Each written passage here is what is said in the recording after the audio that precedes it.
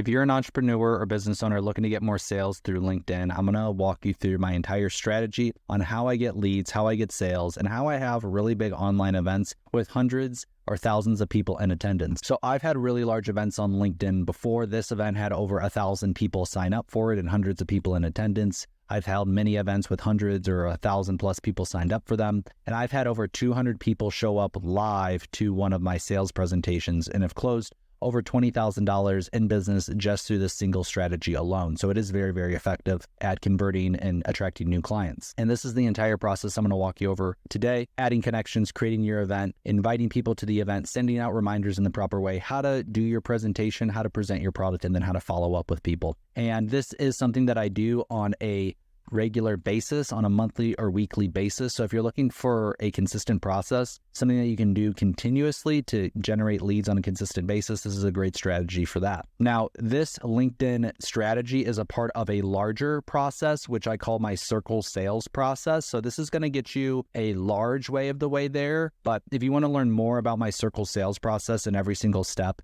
there's additional videos that I'll attach to this video where you can check that out. But today we're going to be talking about the LinkedIn event strategy. So we'll start with step one here, which is adding connections.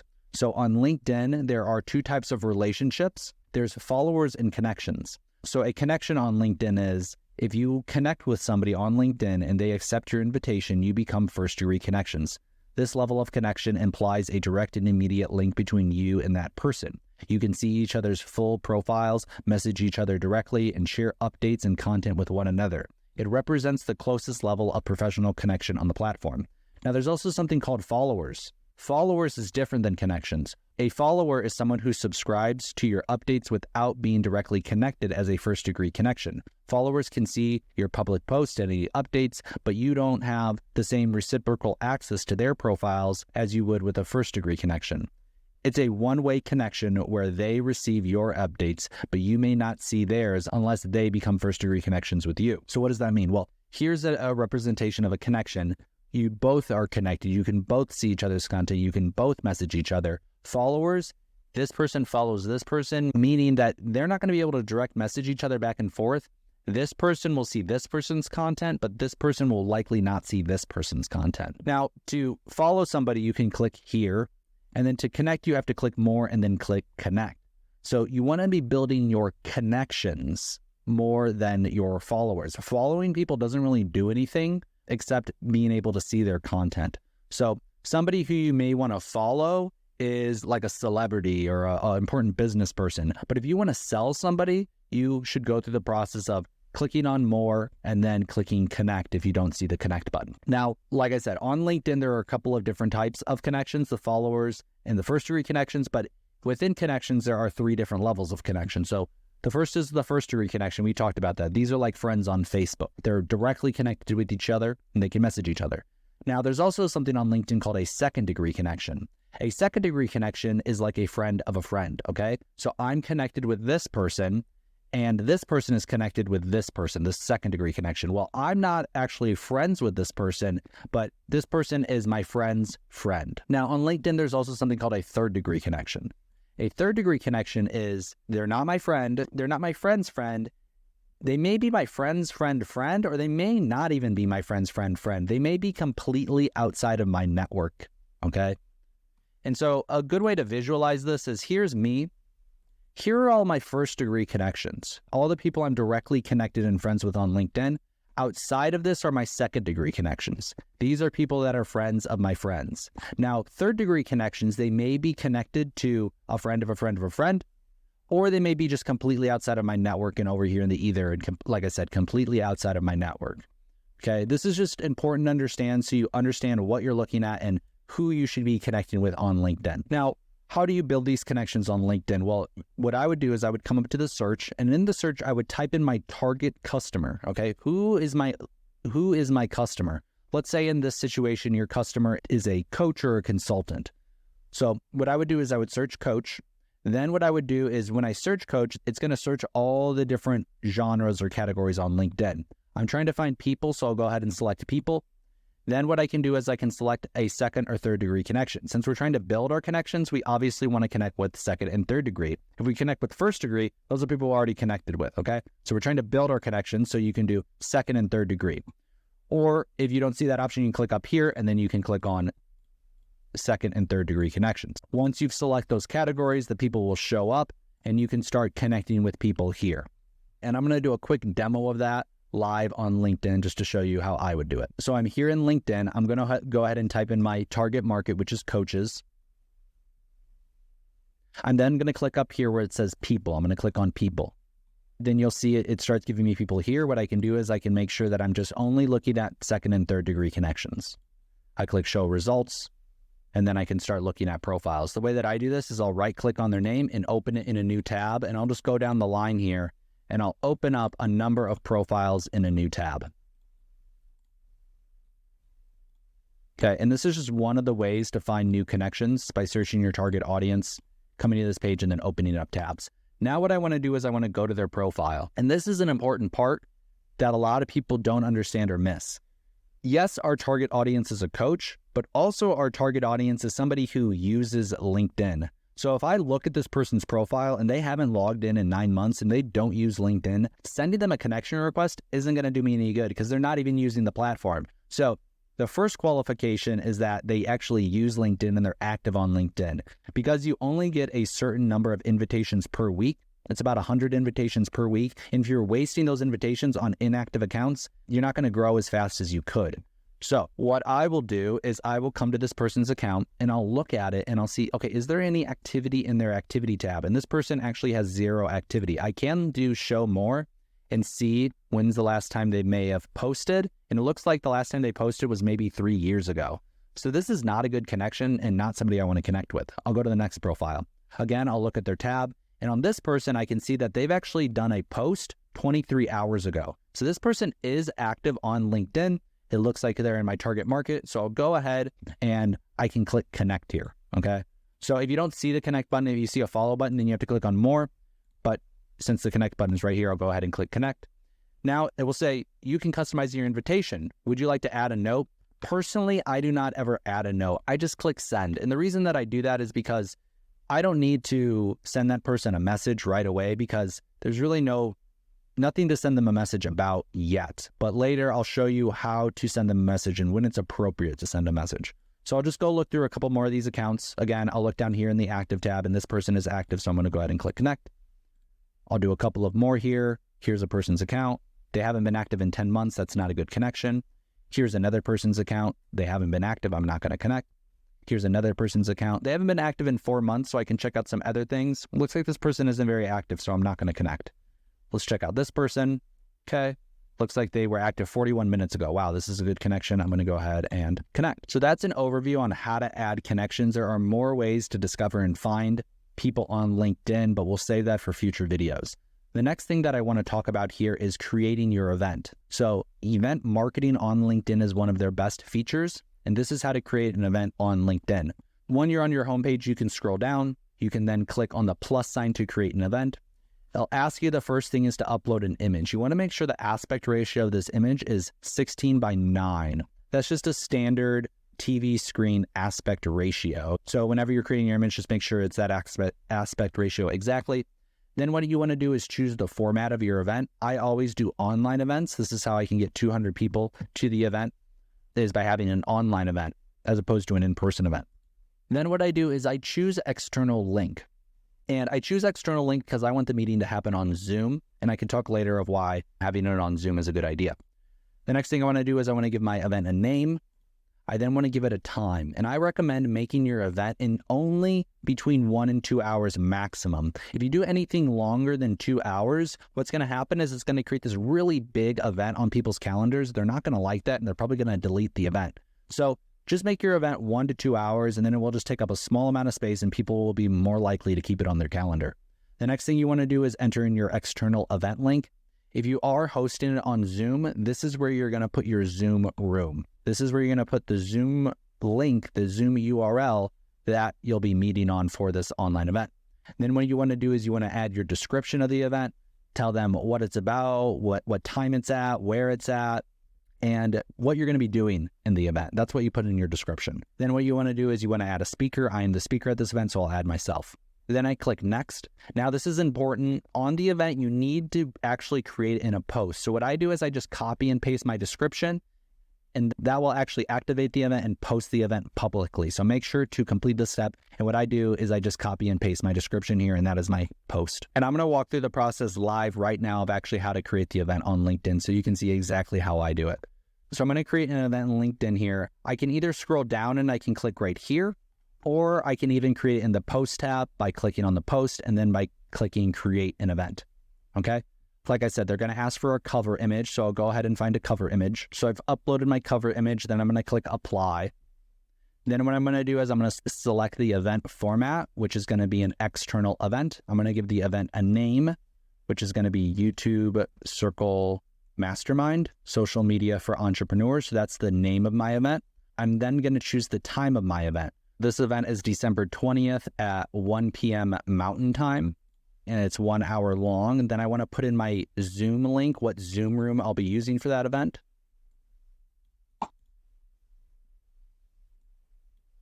So I pasted my Zoom room here. Then I need to put in the description of the event. Then I'm going to put in the speaker of my event, which is myself. Now I have the event fully built out. I have a cover image. I have the name of the event. I have the time of the event. I have the external link. I have the description. I have the speaker. I can click next. And now I need to type in the description again. So I pasted the description of my event again, and then I can click post. My event is posted. Now I need to move on to the next step, which is inviting people to the event. So I see my event here. I can click on view event to go into my event. Or let's say I lost my event and I don't know where it went. I can go to my profile. I can click on view profile. I can scroll down to my activity and I can find the event in my events tab, and it's right here.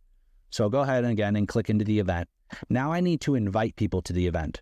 Okay. So to invite people to the event, I want to click on share, and then I want to click on invite. Now, there's a couple of ways to do this. I can just come here and start selecting people, but this is kind of a slow process, okay? So what I can do is I can choose a category such as United States and click show results. And then what this will allow me to do is to scroll the entire list. And then what I can do is I can click on this button here and it will auto select everybody in that category. Then I can click invite. There is another strategy on how to do this automatically, but to get access to that training, I have to put it behind a paywall because there are certain things in it which LinkedIn maybe doesn't like. So if you want access to that exclusive training and recording, I'll put that below this video so you can access it. But for now, we're just going to be selecting our categories and inviting people. So again, this is how you invite people. You click share, you click invite, and then you can select people. Now, on LinkedIn, you get 1,000 invites to an event per week. Every week you get 1,000 invites, but you can only invite people on LinkedIn who are first-degree connections. This is why you want to spend the time of growing those LinkedIn connections for the purpose of inviting them to an event. And again, you can just click on them here, or you can select a category and then select multiple people at once by clicking that box. Now, if you want my full LinkedIn course, which goes into the automated strategies, you can buy it for that price, and you can find the link to it below. Now, if you really want to grow your LinkedIn events and you want to get hundreds or thousands of people signed up and attending, here's something you need to understand. You get 1,000 invites to an event per week per account. So if I was to host an event, this is what I would do.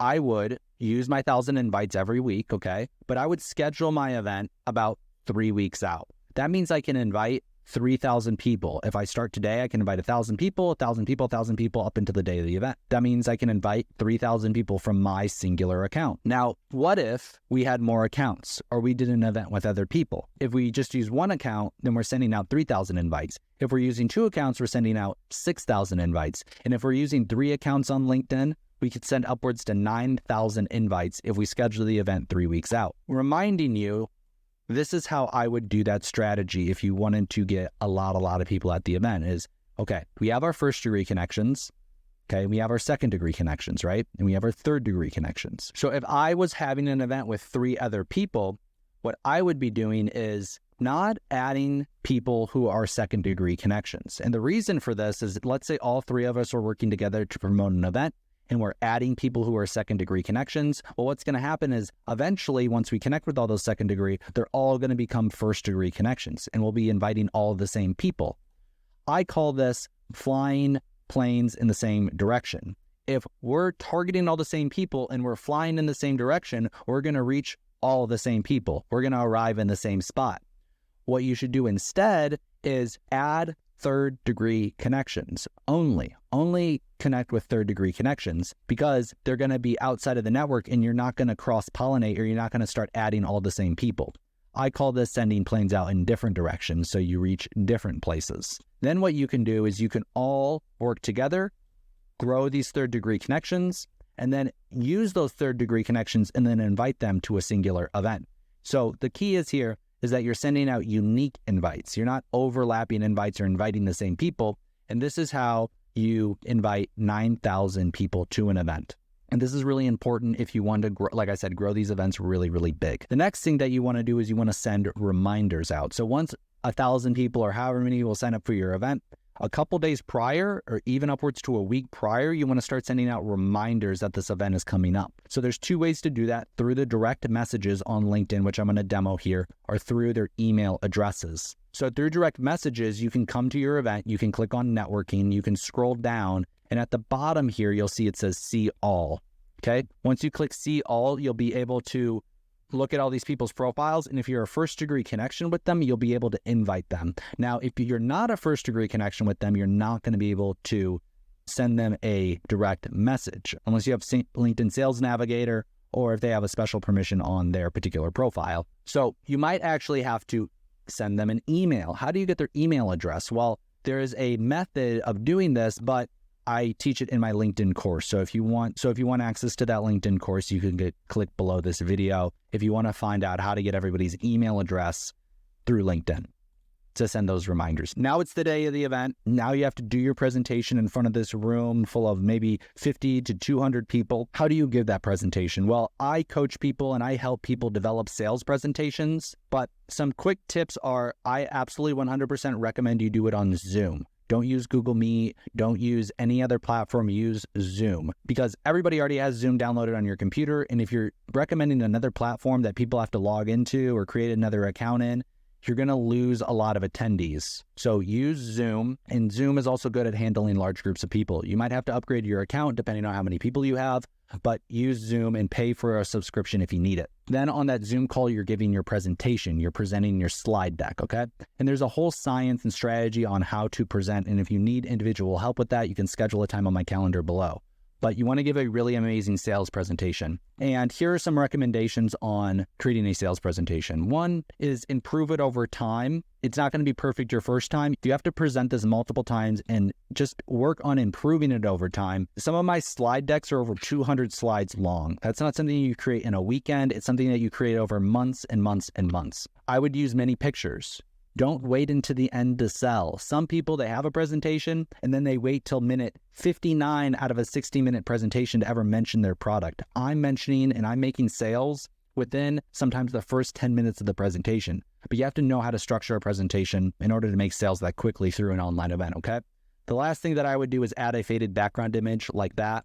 You see when I add that image, it just makes the slides look a little bit nicer. So that's just a little tip, a little trick there. Now, some other keys to running a good online presentation is have multiple opt-in opportunities. So within the first 10 minutes of the presentation, or even within the first 5 minutes of the presentation, I'm offering people a lead magnet, which captures their information and pre-qualifies that person. So if those terms are esoteric or you don't understand what I just said there, then you should come to some of my trainings or watch some more of my videos or schedule a time on my calendar, because these are important aspects to understand about a presentation. And then what you want to do is you want to present your product. And very briefly, make the checkout process, if you're presenting and selling during an online event, it has to be a very fast checkout process. They have to be able to buy immediately and also make your offer time sensitive. So perhaps you make a $50 offer of your online course. And you have to buy that with a special promo code within 24 hours of the presentation. So it gives people a sense of urgency in that presentation to actually convert and buy. And it's a bonus, and it's a kind gesture for them actually attending and making it all the way through your presentation. And if you do your presentation and you present your product the right way, you will make sales, but the majority of your sales are going to come through the follow-up from this event. So this is why the opt-in forms, the email captures, the pre-qualification is super important, so you know how to follow up after the event. That's a quick overview and tutorial on how to run a successful and popular LinkedIn event. If you need more help, find a time on my calendar below, fill out the questions, we can meet, and I can help you launch a successful LinkedIn event. Have a great day, and please subscribe.